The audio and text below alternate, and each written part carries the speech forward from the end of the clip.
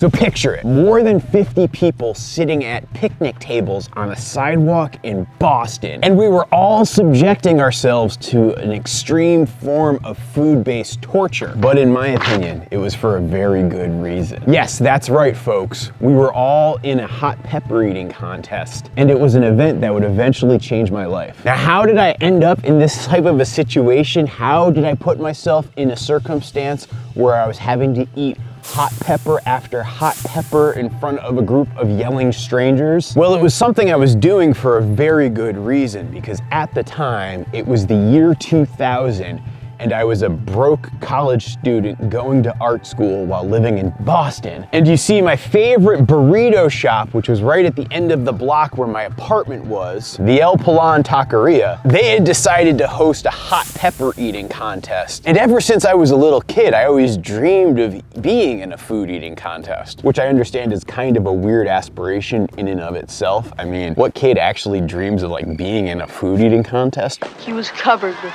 5 pies worth of used blueberries. I know, you guys, I was not a normal kid. Well, this hot pepper eating contest that El Pilon Taqueria was hosting wasn't just for bragging rights, and it wasn't just for my childhood dream of participating in an eating contest. You see, the grand prize for the winner of this hot pepper eating contest was going to be able to get a free burrito for every single day for the entire year. The entire year! And now let me just tell you, my friends, when you are a broke college student, a grand prize like that can mean a whole heck of a lot to you. Release the cluckin'! Again, when you are a broke college student, heck, not even really a college student, but a student going to school to learn how to do art, which don't even get me started on that topic. Like, when that's the situation you're coming from, a burrito a day for free almost seems like magic. Because despite the fact that I just lived right down the block from this burrito shop, the truth of the matter was I only went there maybe like once a month or twice a month to really celebrate, because it was expensive and I was poor and I was working to try to pay my bills and my rent and my food. And so the purchase of like what was at the time probably a $5 burrito always seemed very significant. And to emphasize these burritos, number one, they were very, very tasty, but number two, they were gigantic little like food cannons where you would have this one burrito that, I don't know, maybe weighed like a pound or a pound and a half if you added everything into it. And so while yes, I often did eat one single burrito in a sitting, if I rationed them and I was smart about it, one burrito could really make up for 2 meals in a given day. So the idea of getting a free burrito a day for an entire year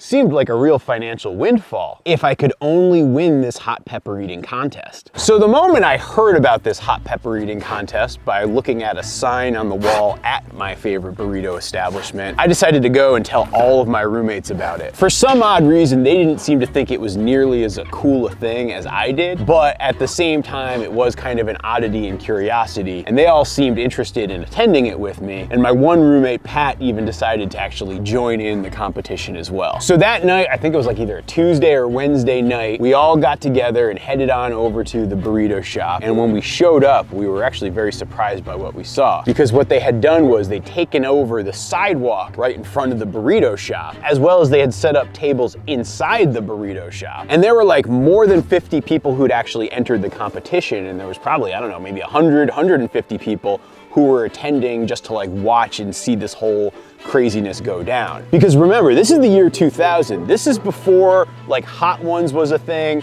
This is before like hot food culture had really taken off. Now, although I was a bit intimidated by the sheer number of entrants into the hot pepper eating contest, I was still remaining very determined to win said hot pepper eating contest. You see, I'm a very competitive person, and I don't like to lose. And oftentimes when I set my mind to a goal, I can be unstoppable.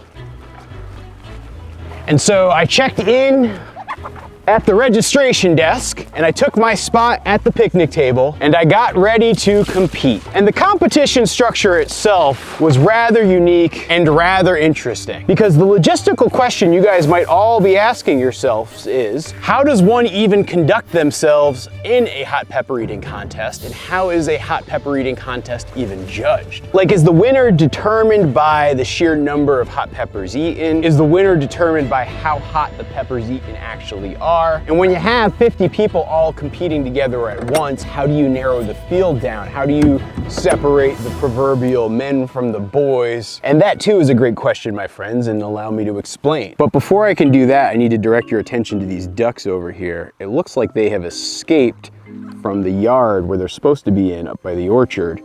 And they've now somehow snuck down here to get access to the pond this morning. It appears as if their gate fell down overnight last night, and they probably found a way to walk over there through that. The geese are being very well behaved and staying on the right side of the fence. The ducks, not so much. Hopefully they'll see me walking with the food and they're gonna follow me.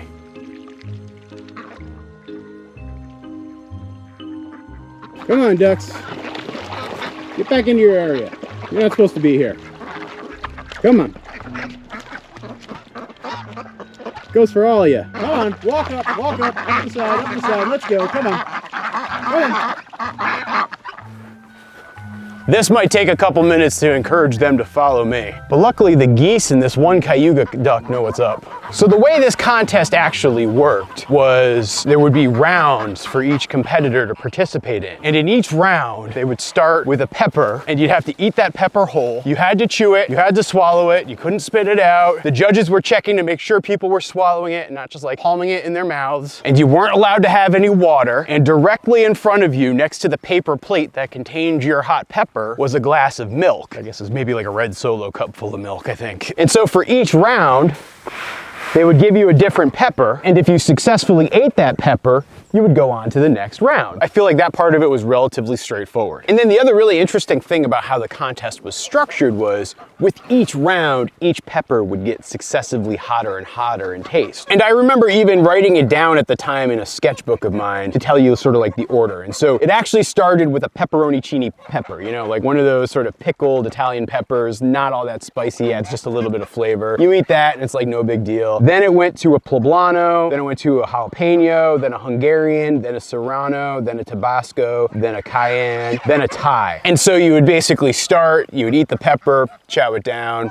go on to the next round. And after round one, nobody dropped out. It was super easy. A couple of people dropped out of round two. Few more dropped out once we got to the jalapeno. By the time we got to the cayenne pepper, pretty much half the folks had dropped out, and they like consolidated the groups and the clusterings a little bit, and they had sort of like a main stage where they were focusing the attention because these were where the top competitors were. And as far as how I was doing just fine. I was just eating pepper after pepper. This was like nothing. Like I would eat these all the time. I would always request my restaurant food to be super spicy. I enjoyed a good burn on my tongue.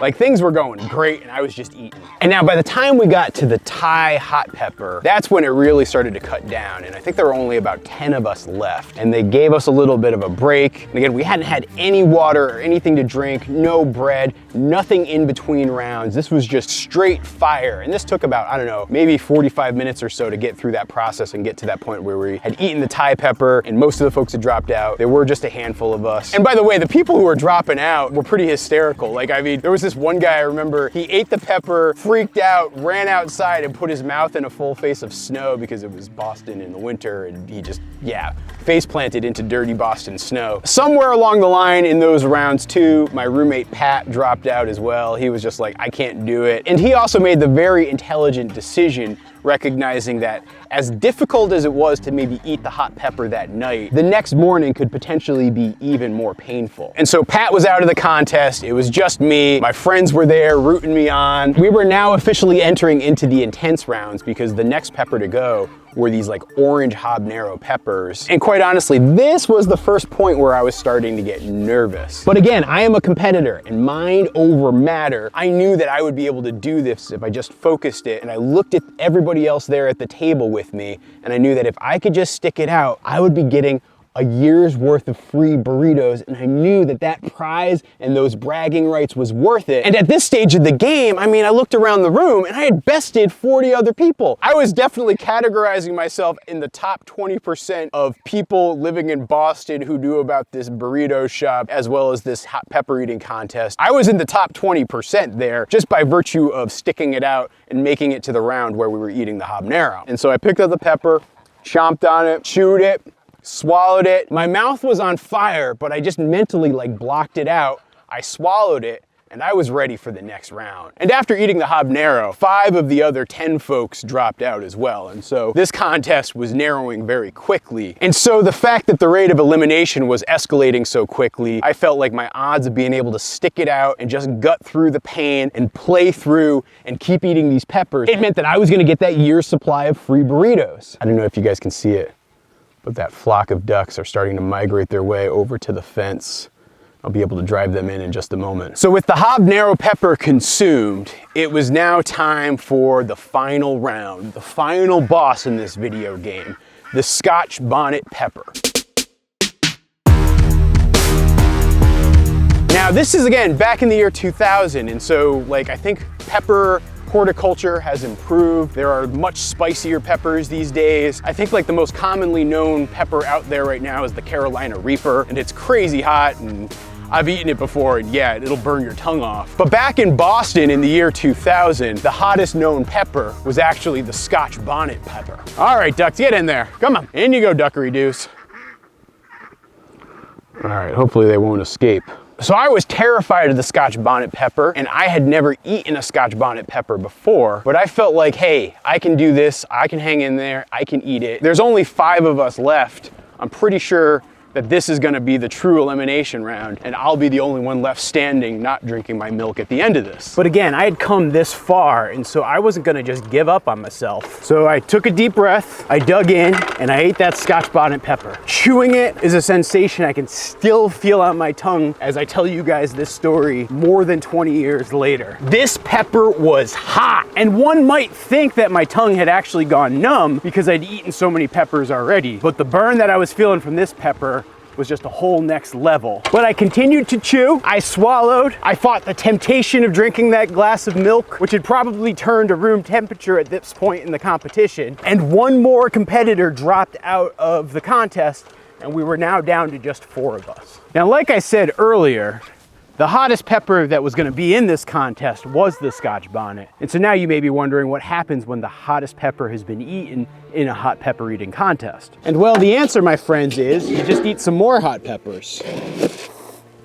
And that's precisely what we did. Immediately after eating that first Scotch Bonnet pepper, they had another round and they made us eat another. And then they had another round and they made us eat another. And by the time that we had eaten 5 straight Scotch Bonnet peppers without any water, without any milk, just chomping, chewing, swallowing, our competition was now down to only 3 competitors. And your 3 competitors were as follows. Number 1, there was me, a slovenly art student who was living nearby the restaurant. Number 2, there was this heavy-set gentleman who was probably clocking in near 4 bills. And while this guy had entered into the contest with a lot of bravado, he was looking rather peaky and sweaty and miserable, and I was genuinely wondering how long he was gonna last. But of course, as I was talking to my friends after this competition, they were looking at me and wondering the same thing. Neither the big guy nor me looked like we were in very good shape, nor would we last very long in the rest of this competition. And that really only left the 3rd competitor. And this 3rd competitor, let me tell you, he was not what I would have expected. He was an older guy. I mean, he was probably in his early 30s, which I guess for me as a 20-year-old college student ranked as an older person. But thinking about that opinion now is just downright depressing to me. But yeah, this 3rd guy was a little guy. The little guy, he was kind of funny looking. In what way?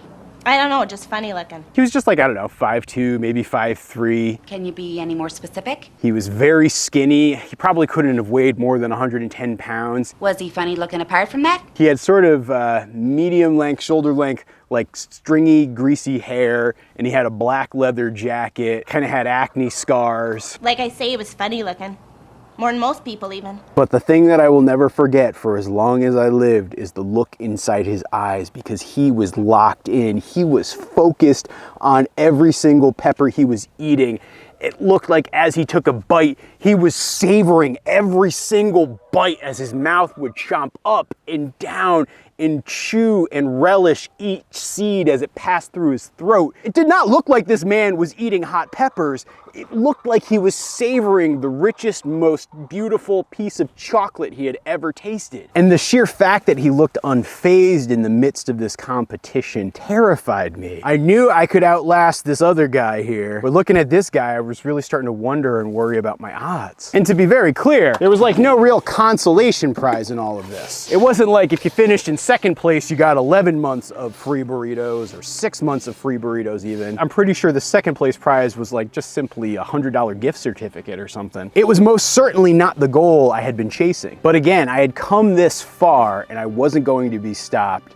And so I continued with the contest, and it went round after round after round, where we just kept eating one Scotch bonnet pepper after another, the three of us. The crowd was going absolutely bonkers. Like, they didn't even know how to take all of this. Many of the crowd who was there had actually participated in the early rounds of the contest, and so they knew just how insanely hot all of this was, and they knew just how insanely tempting those glasses of milk that were sitting in front of us were, and we just kept going and eating. It was like, pick up the pepper, bite the pepper, chew the pepper, swallow the pepper. I had gotten it to the point where I was able to do it in about 5 or 6 seconds for each pepper, because I found that the longer that you kept it in your mouth, the longer that you chewed it, the worse it was. But if you didn't chew it enough, what would happen is it would get sort of stuck in your throat, and that was arguably much, much worse. Because the other thing I need to address, and I'm sure that most of you guys who are hearing me tell this story are wondering this very fact, the thing that was really killing me and the real thing that was causing me physical pain wasn't so much my mouth as it was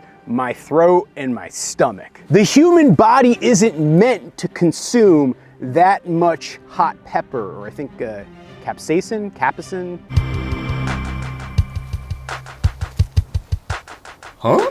We are looking at how to pronounce the name of this molecule, capsaicin. Whatever that magical substance is inside a hot pepper, you're supposed to eat that in very small doses. The reason that plants like peppers produce capsaicin is because they actually use it as a deterrent in nature to discourage some animals from eating their fruits as well as potentially their seeds. It's essentially a survival mechanism. And so the human animal is not meant to eat so much gosh darn capsaicin. But I am here to tell you, my friends, that that night in Boston, I personally had eaten way more capsaicin than I had ever eaten in my entire life, nor would I ever eat in my entire life after that point either. So while yes, my tongue was burning and my mouth felt like fire, the thing that was making me start to say, hey, maybe I should drop out of this contest, was actually what was going on in my stomach and my throat. Because the capsaicin was hitting my stomach,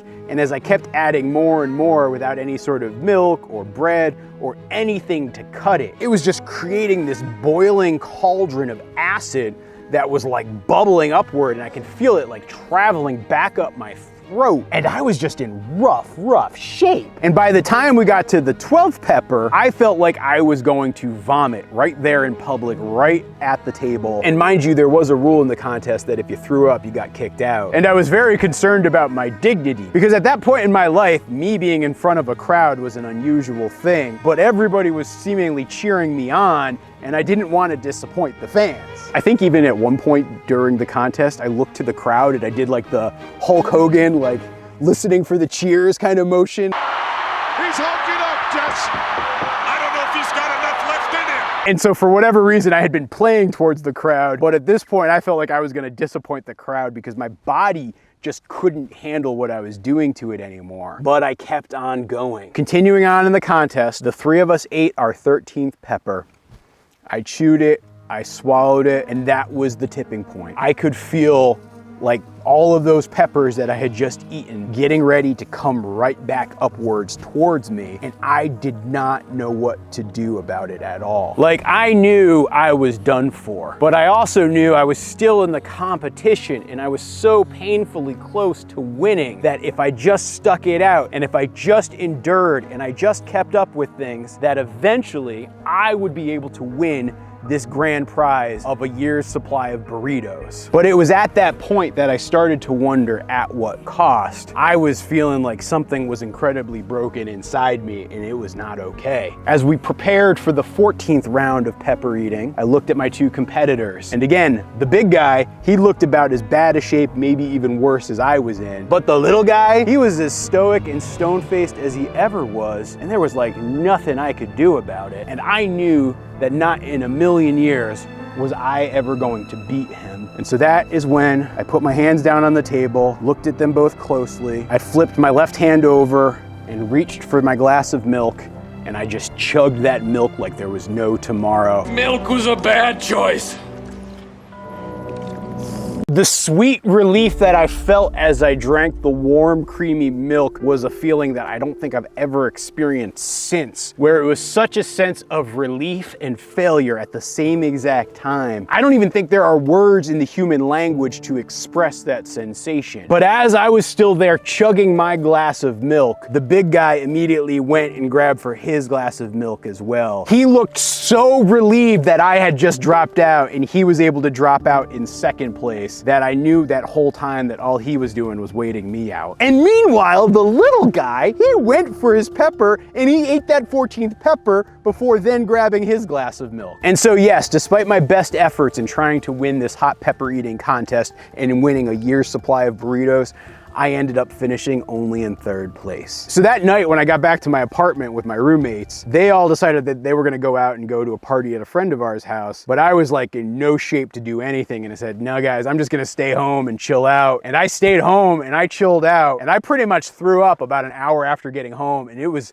like lava pouring out of my mouth. It was the most wretched, disgusting thing. I'm pretty sure I saw blood at one point, and I didn't sleep that entire night because my guts were just this boiling cauldron of molten magma, and I was just in rough shape. And you know what they say, it might burn quite a bit going down, but it's much worse coming out. The morning after the contest, my one roommate, Becky, she actually was telling me that she thought I should go to the emergency room because I did not seem well at all. I was genuinely in that rough of shape. And it was probably a good solid week before I was able to comfortably sit down on a hard surface. And you know, to this day, I actually think I have a lot of acid reflux and like GERD issues. And the root cause that I would often point to is this one hot pepper eating contest that I was in. And so if you're a kid and you're listening to this story, please don't let me glamorize this whole experience. This was not a good thing, and I genuinely think I have lifetime side effects from my participation. Of course, I do still eat spicy foods. And now you guys might also be wondering throughout this whole story, what was the third place prize? And well, truth be told, there actually was a third place prize. First place was the year's free burritos, second place was a $100 gift certificate, and third place was a bottle of tequila and a t-shirt of the taqueria, or El Pelon Taqueria, that was the place that was hosting the contest. I actually think like most of the participants got t-shirts. But because I was only 20 years old, the restaurant couldn't give me legally the bottle of tequila, so I ended up walking away with the t-shirt. And so yes, I actually ended up finishing in third place in a hot pepper eating contest, and all I got was that lousy t-shirt. And if you enjoyed this story, you should definitely check out my new book, Toby Dog of Goldshaw Farm, or go watch this video.